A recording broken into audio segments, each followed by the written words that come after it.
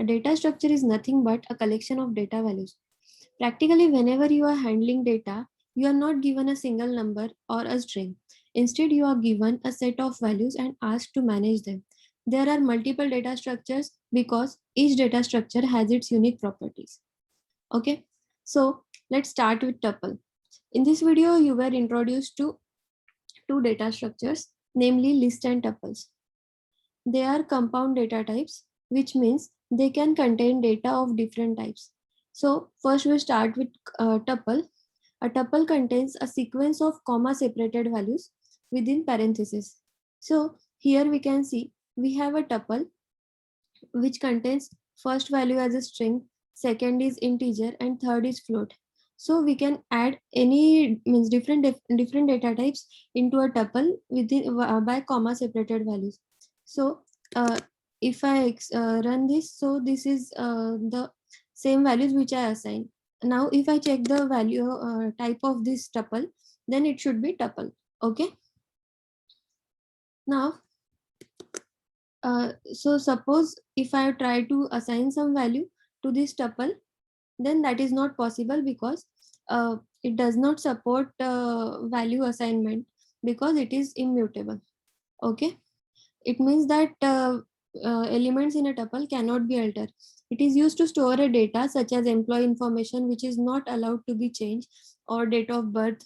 So this kind of information we can store in tuple so that nobody can change the data inside the tuple. Okay. Now tuple can also be created by using comma separated values without giving parentheses.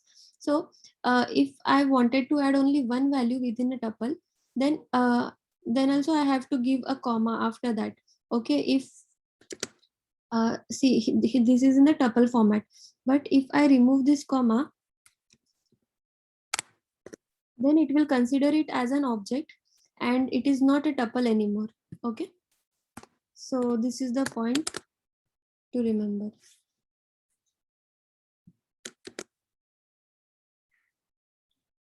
Yeah. Now tuple also support indexing. So the next important question is like how to access the elements in a tuple or how to print each element in a tuple. So let's see that. So here I have a list of elements inside a tuple. Now I wanted to print the second element. So what I'll do is I will run this command, and now if I indexed it at like t of 1, then I am getting the value of 84. And similarly for t of -1, will give the reverse indexing, and we will get the last value of the tuple. As the tuples are ordered sequences, which means the order in which the elements are inserted remains the same. This makes it flexible for indexing and slicing, just like we did now. And in indexing of string, each character is assigned an index. Similarly, each element is given an index. Using slicing, we will be able to obtain a substring of the data. Here you will be able to obtain a subset of the data. So now let's see how slicing works. Now if I am passing t of 0 to 3, so it should give me first three values: 0th index, first index, and second indexed value. Okay, so this is how slicing works for the first three elements in the tuple. And to check the number of elements in the tuple, we use length function. Len of t should give me length of the tuple.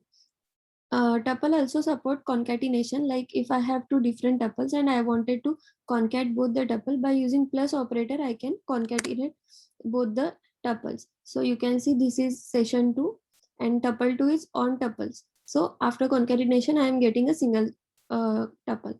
Okay. Tuple also supports sum, min, max. So this is quite straightforward. So while using sum function, we are getting addition of all this and minimum of all this, and here by using max function, we are getting max of all this. Now let's see what is immutability of the tuple. So if I have a set of values inside a tuple and I wanted to add or replace some value at index 3 in the tuple. So if I execute this, it will not assign any value to the tuple, because tuple does not support value assignment because it is immutable.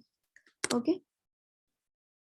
So we can sort the tuple, like sorted of t should give me the sorted value 2, 3, 4, 5, 6, 8. So this is the input which is not in the sorted format. Now I am getting all the values in the ascending order. So sorted function works with tuple, and then nested tuples is also like a tuple inside a tuple.